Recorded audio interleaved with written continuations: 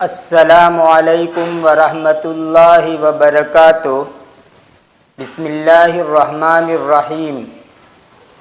سامعین و ناظرین، گزشتہ ویڈیو سبق نمبر 26 میں آپ کو بتلایا گیا تھا کہ اسماء اور افعال میں حروف اصلی کم سے کم 3 ہوتے ہیں۔ اسماء اور افعال دونوں کے اندر حروف اصلی کم سے کم 3 ہوتے ہیں، اور زیادہ سے زیادہ اسماء کے اندر 5 حروف اصلی ہوتے ہیں اور افعال کے اندر 4 حروف اصلی ہوتے ہیں۔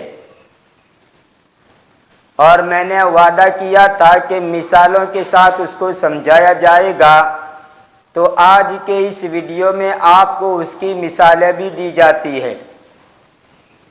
سب سے پہلے تو آپ یہ سمجھیے کہ اگر کسی لفظ کے اندر چاہے وہ اسم ہو چاہے وہ فعل ہو، کسی بھی لفظ کے اندر 3 حروف ہو تو اس کو کہا جاتا ہے ثلاثی، اور اگر کسی لفظ کے اندر 4 ہو تو اس کو کہا جاتا ہے رباعی، اور کسی لفظ کے اندر 5 حروف ہو تو اس کو کہا جاتا ہے خماسی۔ تو ثلاثی 3 حرفی لفظ کو کہا جاتا ہے، رباعی 4 حرفی لفظ کو کہا جاتا ہے، اور خماسی 5 حرفی لفظ کو کہا جاتا ہے۔ سب سے پہلے آپ کے سامنے اسماء کی مثالیں پیش کی جاتی ہے، لیکن ایک بات اور یاد رکھیے کہ ثلاثی کی بھی 2 قسمیں ہو جاتی ہیں، ثلاثی مجرد اور ثلاثی مزید فی۔ رباعی کی بھی 2 قسمیں ہو جاتی ہے، رباعی مجرد اور رباعی مزید فی، اور خماسی کی بھی 2 قسمیں ہو جاتی ہیں، خماسی مجرد اور خماسی مزید فی۔ مجرد کا مطلب یہ ہوتا ہے، ویسے لفظی معنی مجرد کا خالی یا ننگا، تو اس کو مجرد اس وجہ سے کہا جاتا ہے مجرد لفظ کو کہ اس کے اندر کوئی زائد حرف نہیں ہوتا۔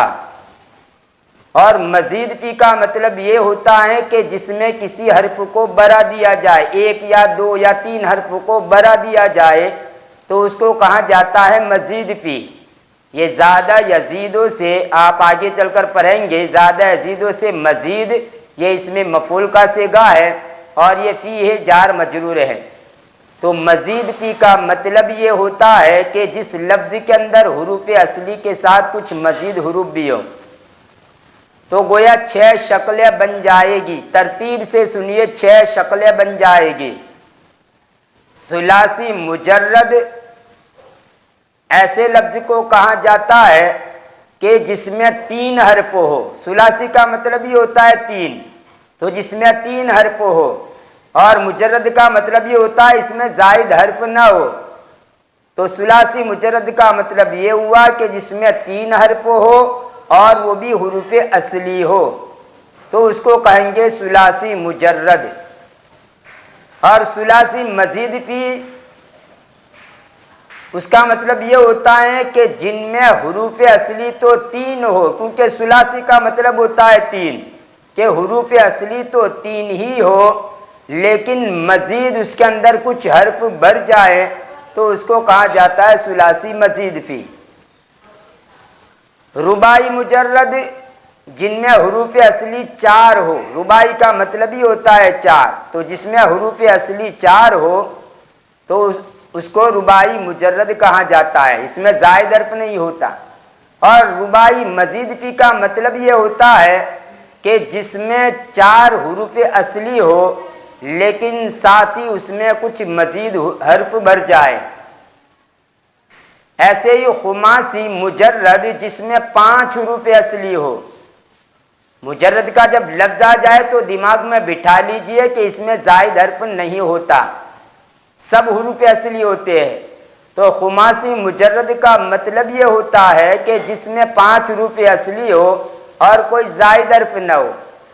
اور خماسی مزید فی کا مطلب یہ ہوتا ہے کہ جس میں 5 حروف اصلی ہو لیکن ساتھ ہی اس میں کچھ مزید حروف آ جائے، زائد حروف آ جائے، تو اس طرح 6 شکلیں بنتی ہیں۔ مختصر طور پر پھر میں ریپیٹ کرتا ہوں، ثلاثی مجرد، ثلاثی مزید فی، رباعی مجرد، رباعی مزید فی، خماسی مجرد، خماسی مزید فی۔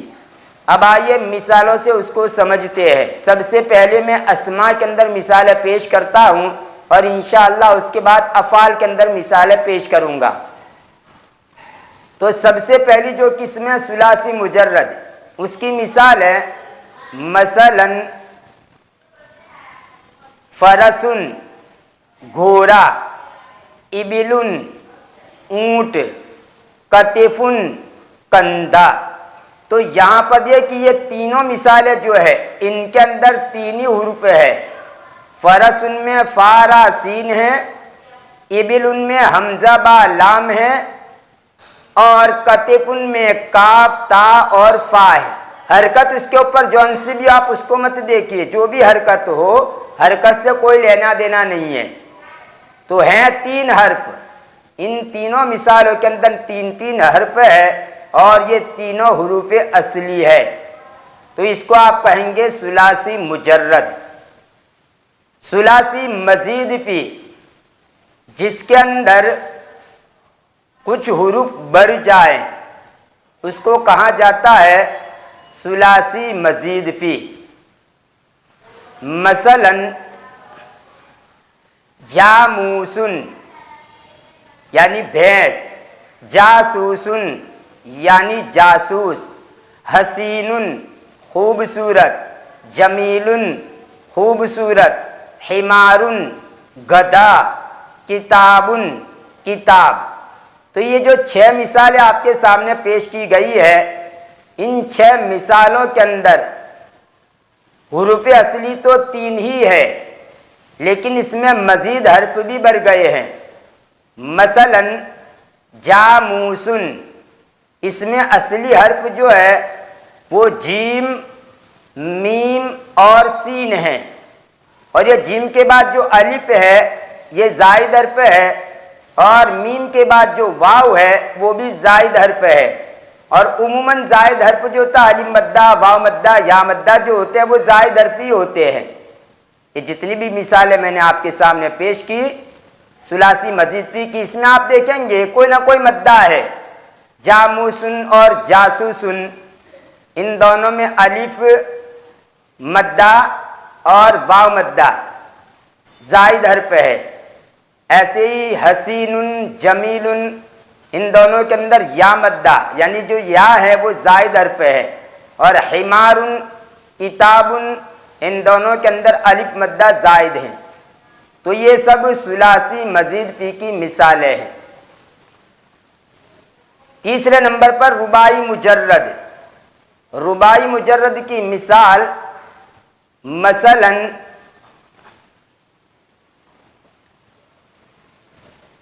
برسنن، پرندے کے پنجے کو کہا جاتا ہے برسنن، اور ایسے ہی فلفلن یا فلفلن، آپ دونوں طرح پڑھ سکتے ہیں، فلفلن اور فلفلن، اس کا معنی ہوتا ہے مرچ۔ درہمن، اس کا معنی ہوتا ہے چاندی کا سکہ۔ جعفرن، اس کا معنی یہ ایک نام ہے جعفر، آدمی کا نام ہے جعفر۔ تو یہ جو مثالیں پیش کی گئی ہیں یہ رباعی مجرد ہیں، یعنی ان تمام کے اندر جو ہے وہ حروف اصلی ہے، چاروں حرف جو ہے وہ حروف اصلی ہی ہے، تو یہ رباعی مجرد ہیں۔ رباعی مزید فی کی مثال جیسے عنکبوتن، مکڑی کو کہا جاتا ہے، جس کو انگریزی کے اندر اسپائڈر بولتے ہیں، اسپائڈر۔ تو عنکبوتن مکڑی کو کہتے ہیں، قرآن کریم کے اندر بھی اس کا تذکرہ ہے، ان اوہن البیوت لبیت العنکبوت، بلا شبہ سب سے کمزور گھر جو ہے وہ مکڑی کا گھر ہے، جس کو ہم جالا بولتے ہیں۔ یہ جالا جو ہوتا ہے مکڑی کا جالا، اس کو کہا جاتا ہے جالا۔ عنکبوت مکڑی اور کمزور گھر اس کا وہ جالا۔ تو ان اوہن البیوت لبیت العنکبوت، بلا شبہ سب سے کمزور گھر کسی کا ہے تو وہ مکڑی کا جو جالا ہے وہ ہے جال۔ تو عنکبوت، اس میں دیکھیے 4 حروف اصلی ہے۔ کون کون سے؟ عین، نون، کاف اور با۔ یہ 4 حروف جو ہے یہ حروف اصلی ہے، اور باقی جو حروف ہے وہ زائد حروف ہے۔ تو یہ ثلاثی مزید، یہ رباعی مزید فی کی مثال ہے۔ چوتھے نمبر پر خماسی مجرد، مثلا سفر جلن، بیہی کو کہا جاتا ہے، یا بیہی کے درخت کو، ایک قسم کا پھل ہے سفر جلن جس کو بیہی کہتے ہیں، ایک پھل ہے۔ تو پھل کو بھی کہہ سکتے ہیں، اور جو بیہی کا جو درخت ہے اس کو بھی آپ سفر جلن کہہ سکتے ہیں، دونوں آتا ہے۔ تو سفر جلن، یہ دیکھیے 5 حرف ہے، سین، فا، را، جیم اور لام۔ یہ 5 حروف جو ہے وہ حروف اصلیہ ہے، حروف اصلیہ ہے۔ سفر جلن اس کو کہیں گے خماسی مجرد۔ اور خماسی مزید فی کی مثال مثلا خندریسن، تو خندریسن کے اندر یہ جو ہے 5 حروف اصلی ہے، اور اس کے اندر باقی جو حرف ہے وہ زائد ہیں۔ اور میں نے کہا نا کہ عموماً جو زائد حروف ہوتا ہے وہ الف مدہ، واو مدہ، یا مدہ ہوتا ہے عام طور پر، تو یہاں پر جو یا ہے وہ زائد حرف ہے۔ تو یہ خماسی مزید فی کی مثال۔ تو یہ تو اسماء کے اندر میں نے مثالیں پیش کی کہ اسماء کے اندر ثلاثی مجرد، ثلاثی مزید فی، رباعی مجرد، رباعی مزید فی، خماسی مجرد اور خماسی مزید فی، یہ اسماء کی مثالیں میں نے آپ کے سامنے پیش کی ہے۔ افعال کی مثال انشاءاللہ میں آنے والے ویڈیو کے اندر پیش کروں گا، کیونکہ افعال کے سلسلے کے اندر مجھے کچھ مزید بات کرنی ہے، لہذا اس ویڈیو کے اندر میں اس کی چھیڑخانی نہیں کرتا، ویڈیو لمبا ہو جائے گا، اس لیے افعال کے بارے میں آنے والے ویڈیو کے اندر بحث کروں گا۔ ایک اور بات میں یہاں پر بتلا دوں کہ حروف اصلی جو بات کہی گئی کہ حروف اصلی، تو حروف اصلی کا مطلب کیا ہوتا ہے؟ دیکھیے کسی بھی حرف کو حروف اصلیہ اور حروف زوائد کو بتلانے کے لیے ایک میزان ہے۔ حروف اصلی کا مطلب پہلے تو آپ یہ سمجھیے کہ حروف اصلی اس کو کہا جاتا ہے کہ جو تمام تصریفات کے اندر، تمام مشتقات کے اندر اور تمام صیغوں کے اندر باقی رہے، اس کو کہا جاتا ہے حروف اصلیہ۔ مثلاً فعل کی مثال میں پیش نہیں کرتا، پہلے میں اسم کی مثال دے دوں، افعال کے بارے میں آنے والے ویڈیو میں بیان کروں گا۔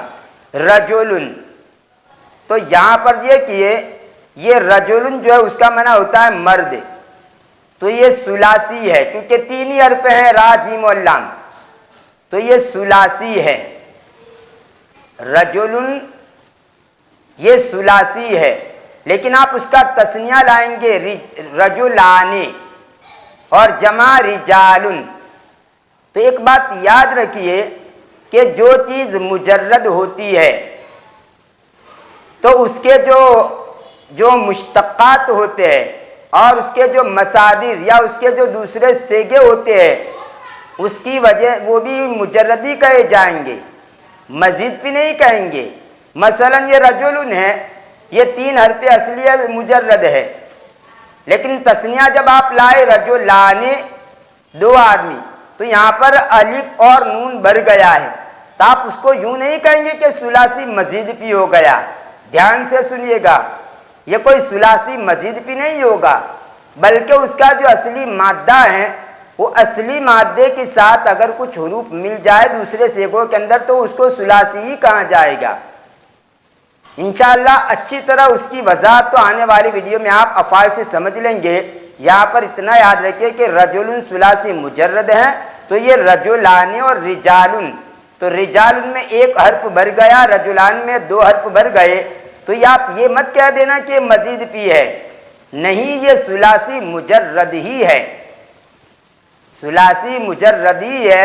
چاہے اس کی تثنیہ کے اندر جمع کے اندر حرف بھر گئے، ہمیں اس کو نہیں دیکھنا ہے، ہم کو تو دیکھنا ہے جو اس کا حروف اصلی ہے، اور اس کے بعد جب اس کو پھیرا گیا، جیسے یہاں پر تثنیہ بنایا گیا، جمع بنایا گیا، پھر بھی اس کی وجہ سے مجرد کے اعتبار سے کوئی اثر نہیں پڑے گا، یہ ثلاثی مجرد ہی رہے گا۔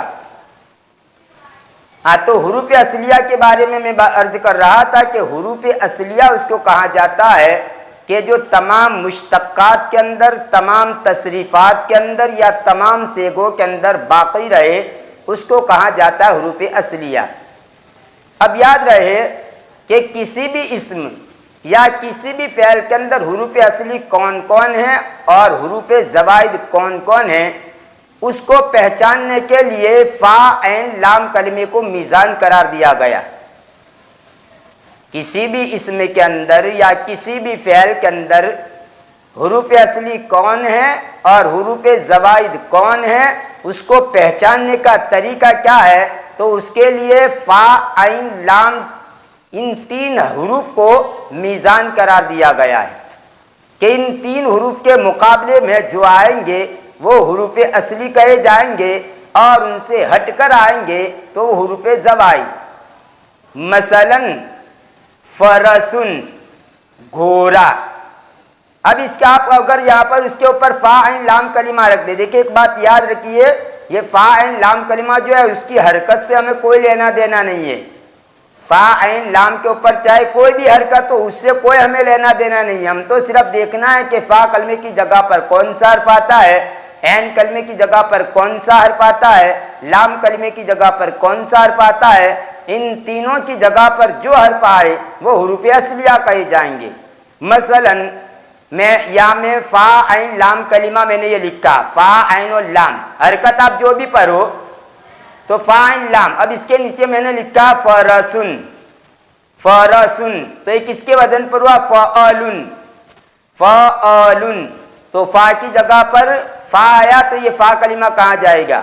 عین کی جگہ پر را آیا تو یہ عین کلمہ کہاں جائے گا؟ ہے تو یہ را، لیکن چونکہ عین کے مقابلے میں آیا ہے، عین کے سینٹر میں آیا ہے، اس لیے اس کو آپ کہیں گے عین کلمہ، چاہے وہ کوئی بھی حرف ہو۔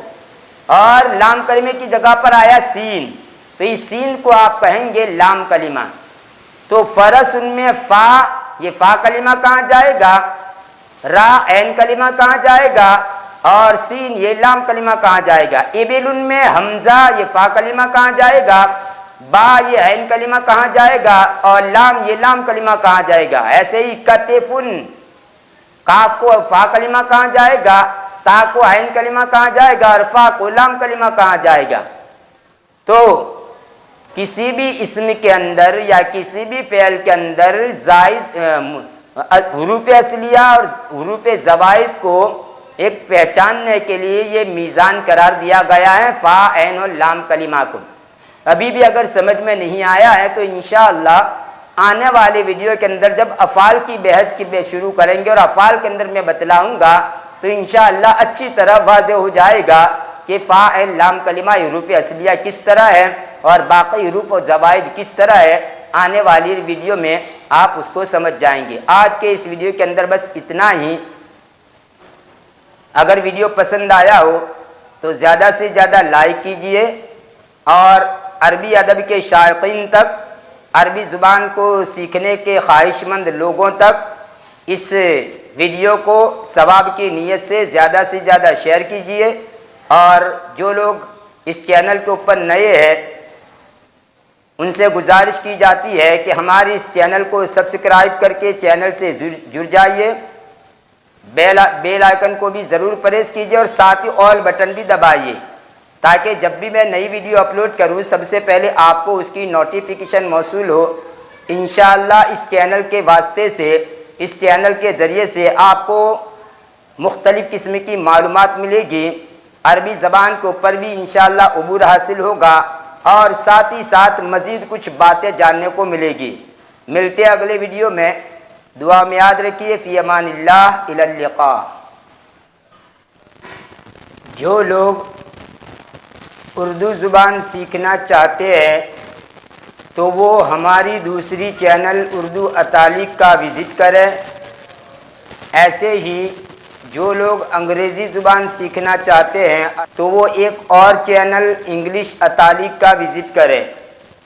ان دونوں کی لنک میں نے اس ویڈیو کی ڈسکرپشن میں دے رکھی ہے، وہاں جا کر آپ کلک کریں، میری ان دونوں چینلوں کے اوپر آپ پہنچ جائیں گے۔ ایک بات یاد رکھیے، میں ہمیشہ کہا کرتا ہوں کہ اگر کسی ایک لینگویج، کسی ایک زبان کے گرامر کو اچھی طرح محفوظ کر لیا اور اچھی طرح سمجھ لیا تو دوسری لینگویج کا گرامر سمجھنا اس کے لیے آسان ہو جائے گا۔ اور سیم جتنے بھی قاعدے ہیں مثلا عربی کے اندر جو قاعدے ہیں، سیم وہی قواعد جو ہے عربی کے اندر، اردو وغیرہ ہر زبان کے اندر ہوتے ہیں، صرف وہاں نام الگ الگ ہو جاتا ہے، ورنہ جو مفہوم ہوتا ہے وہ تو ہر جگہ پر یکساں ہوتا ہے۔ تو کسی ایک جگہ پر اگر کسی لفظ کا مفہوم سمجھ لیا تو دوسری زبان کے اندر صرف اتنا کہہ دیا جائے کہ اس کو یہ کہا جاتا ہے، تو پھر لمبی چوڑی تقریر کرنے کی ضرورت نہیں ہے۔ مثال کے طور پر عربی کے اندر فعل متعدی، ایسے فعل کو کہا جاتا ہے کہ جس کا فاعل کے ساتھ ساتھ مفعول بھی آتا ہو، اس کو کہا جاتا ہے فعل متعدی۔ اب یہاں پر یہ اس کا مفہوم بیان کر دیا۔ انگریزی کے اندر اگر یہ کہہ دیا جائے کہ ٹرانزیٹو ورب فعل متعدی کو کہا جاتا ہے، تو ظاہر سی بات ہے سمجھ جائیں گے کہ ٹرانزیٹو ورب فعل متعدی کو کہا جاتا ہے، تو پھر وہاں پر یہ ڈیفینیشن کرنے کی ضرورت نہیں ہے کہ ٹرانزیٹو ورب ایسے ورب کو کہا جاتا ہے کہ جس کے اندر سبجیکٹ کے ساتھ آبجیکٹ بھی آتا ہو، یہ بیان کرنے کی ضرورت نہیں ہے، یہ تو مختصر سی تعریف ہے۔ لیکن مان لو کوئی چیز ایسی ہے جس کو سمجھانے کے لیے لمبی چوڑی تقریر کی ضرورت ہے، وہ تقریر وہاں پر کر دی اور دوسری زبان کے اندر کہہ دیا کہ بھائی اس کو یہ کہا جاتا ہے، تو پھر وہاں پر یہ پوری تقریر دہرانے کی ضرورت نہیں ہے، بس وہ نام سے ہی سمجھ جائیں گے کہ اس کا مطلب کیا ہے۔ لہذا آپ سے گزارش کی جاتی ہے کہ کسی ایک زبان کا اچھی طرح گرامر محفوظ کر لیں۔ مثلا عربی کا ہی گرامر لے لیجئے، اگر عربی کا گرامر اچھی طرح محفوظ کر لیا تو آپ کے لیے انگریزی زبان سیکھنا، اردو زبان سیکھنا یا اسی طرح فارسی زبان سیکھنا یہ آپ کے لیے کوئی مشکل نہیں ہے۔ آپ تجربہ کر کے دیکھ لیجئے، ایک زبان پر عبور حاصل کر لیجئے، پھر دیکھ لیجئے میری باتوں کی صداقت آپ کے سامنے واضح ہو کر آ جائے گی۔ تو عرض یہ کر رہا تھا کہ جو لوگ اردو سیکھنا چاہتے ہیں یا انگریزی سیکھنا چاہتے ہیں تو اس کی میں نے اس ویڈیو کی ڈسکرپشن کے اندر دونوں کی میں نے لنک دے رکھی ہے، دونوں چینلوں کی، وہاں پر آپ کلک کیجئے، میری ان چینلوں کے اوپر آپ پہنچ جائیں گے۔